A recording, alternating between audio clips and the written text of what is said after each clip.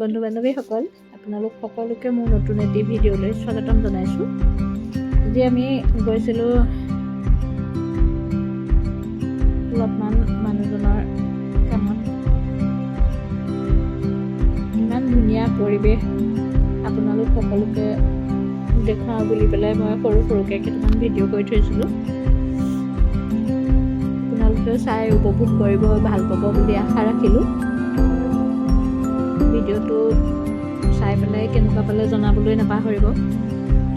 উৰিষ্যাৰ সুন্দৰগড় জিলা পশ্চিম উৰিষ্যাৰ এক সুন্দৰ প্ৰাকৃতিক পৰিৱেশৰ স্থান, য'ত পাহাৰ, নদী আৰু ঘন অৰণ্যৰ এক মনোমোহা সংমিশ্ৰণ দেখা যায়। ইয়াত প্ৰাকৃতিক সৌন্দৰ্যই মানুহৰ মন মোহি নিয়ে। পাহাৰ আৰু অৰণ্য, সুন্দৰগড়ৰ চাৰিওফালে সৰু সৰু পাহাৰে আগুৰি আছে, যিয়ে সেউজীয়া পটভূমিৰ সৃষ্টি কৰিছে, যেনে টেনেচা পাহাৰ, চচা পাহাৰ আৰু অন্যান্য পাহাৰৰ মন ভাল লগা দৃশ্যবোৰ দেখা পোৱা যায়। জিলাখনৰ প্ৰায় 43 অংশ অৰণ্যৰে আবৃত। ইয়াৰ ফলত ই এক সমৃদ্ধিশালী জীৱ বৈচিত্ৰ্যৰ থলী হৈ পৰিছে। এই অৰণ্যসমূহে বহুতো আদিবাসী সম্প্ৰদায়ৰ জীৱন নিৰ্বাহৰ আধাৰ হিচাপেও কাম কৰে। সুন্দৰগড়ত বহুতো ধুনীয়া ধুনীয়া জলপ্ৰপাত আছে, তাৰ ভিতৰত খণ্ডাধাৰ জলপ্ৰপাত অন্যতম। আমি তালৈ গৈছিলোঁ, বহুত ধুনীয়া, কিন্তু তাৰ ভিডিঅ' শ্বুট কৰিবলৈ নহ'লে। ভৱিষ্যতে গ'লে আপোনালোকক নিশ্চিতভাৱে দেখুৱাম।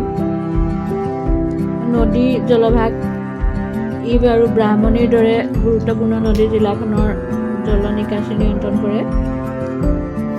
বেদব্যাস ধাম, এই পবিত্ৰ স্থানত শংখ আৰু কোৱেল নদীৰ সংগমস্থলী দেখা পোৱা যায়। জনশ্ৰুতি অনুযায়ী এই ঠাইতে মহৰ্ষি ব্যাসে মহাভাৰত ৰচনা কৰিছিল। মন্দিৰা বান্ধ, শংখ নদীৰ ওপৰত নিৰ্মিত মন্দিৰা বান্ধ আকৰ্ষণীয় পিকনিকৰ স্থান। পাহাৰ আৰু সেউজীয়াবোৰে এক আগুৰি আছে। উপক্ৰান্তীয় জলবায়ু সম্পৰ্কত জানিছোঁ আহক। সুন্দৰগড়ত গৰম আৰু শুকান গ্ৰীষ্মকাল, ঠাণ্ডা শীতকাল আৰু বৰষুণৰ ঋতুৰ সৈতে এক উপক্ৰান্তীয় জলবায়ু বিদ্যমান। শীতকাল নৱেম্বৰৰ পৰা ফেব্ৰুৱাৰীলৈকে প্ৰায় থাকে, যি পৰ্যটকৰ বাবে উত্তম সময় হয়। প্ৰাকৃতিক সম্পদ, খনিজ পদাৰ্থ। ইয়াত প্ৰাকৃতিক সৌন্দৰ্যৰ লগতে এই জিলাখন খনিজ পদাৰ্থৰ বাবে জনাজাত, যেনে কয়লা, লোহা, চূণশিল আৰু মেংগানিজ। সামগ্ৰিকভাৱে সুন্দৰগড় হৈছে এনে এক ঠাই য'ত প্ৰকৃতিৰ মনোমোহা দৃশ্যসমূহ, পাহাৰ, অৰণ্য আৰু নদীৰ নৈসৰ্গিক দৃশ্য উপভোগ কৰিব পাৰি। আৰু এই ৰাস্তা ঘাটবিলাক দেখা পাইছেনে? ইমান ধুনীয়া পৰিৱেশ। মই ভিডিঅ' শ্বুট নকৰাকৈ নোৱাৰিলোঁ, গাড়ীৰ ভিতৰৰ পৰাই কমকৈ অলপমান ৰাখি থৈছোঁ। ইমান শান্ত সমাহিত পৰিৱেশ। এই পৰিৱেশবিলাকত সঁচাকৈ মনটো বহুত ভাল লাগে ওলাই গ'লে। এয়া আমাৰ ডেষ্টিনেশ্যন। ইয়াতে মোৰ মানুহজনৰ কাম আছিলে। তেওঁ তাত অলপ সময় 15-20 মিনিটৰ সময় লৈ তাৰপিছত আমি উভতি আহিলোঁ। এইটো এটা শিলৰ পাহাৰ দেখা পাইছেনে? এই জেগাটুকুৰা যে ইমান মনোমোহা,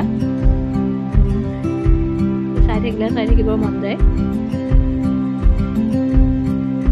মই য'তে বেছি ভাল লাগিছে মই তাৰে শ্বুট কৰিবলৈ এৰা নাই, ৰাখি থৈছোঁ আপোনালোক সকলোকে মোৰ লগতে লৈ যাওঁ বুলি ভাবি।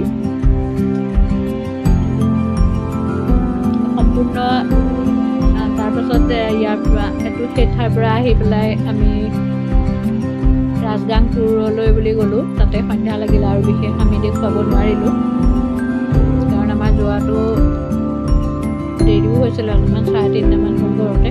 যথেষ্ট দূৰ, 70-75 কিলোমিটাৰৰ ওপৰত আমি যাত্ৰা কৰিলোঁ।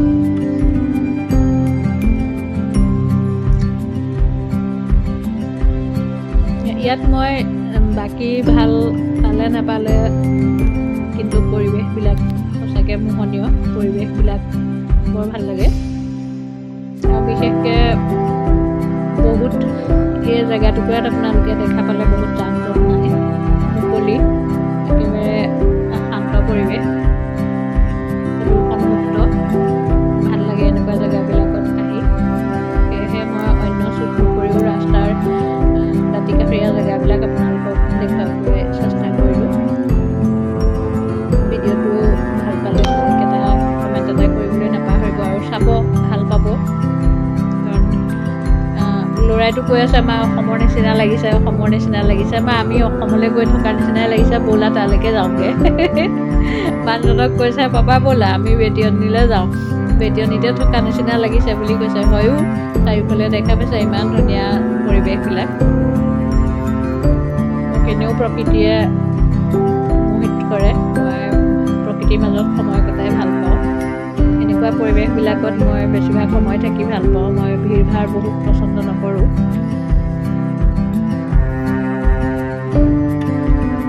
ইয়াতে এবাৰ আহিলে আকৌ এবাৰ আহিবলৈ মন যোৱা পৰিৱেশ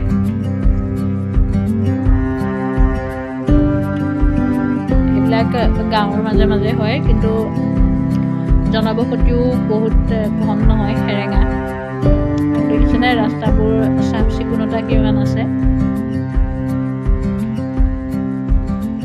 মানুহ য'তেই থাকে ত'তেই পৰিৱেশ প্ৰদূষণ হৈ যায় ইয়াত যিহেতু জনবসতি সেৰেঙা হোৱাৰ ফলস্বৰূপে জেগা জুগলিবোৰ বহুত ধুনীয়া হৈ আছে ভাল লাগে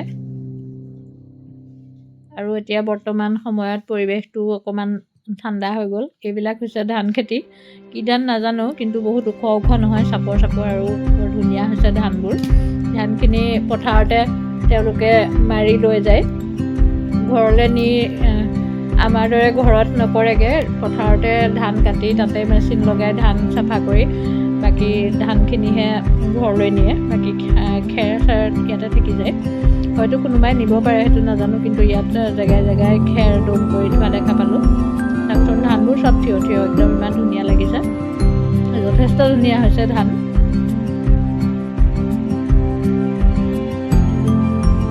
আবেলি বেলি পৰিব হ'ল সেই সময়টোপাতটো পৰিৱেশটো আৰু ধুনীয়া লাগে ৰান্ধনি বেলি পোহৰ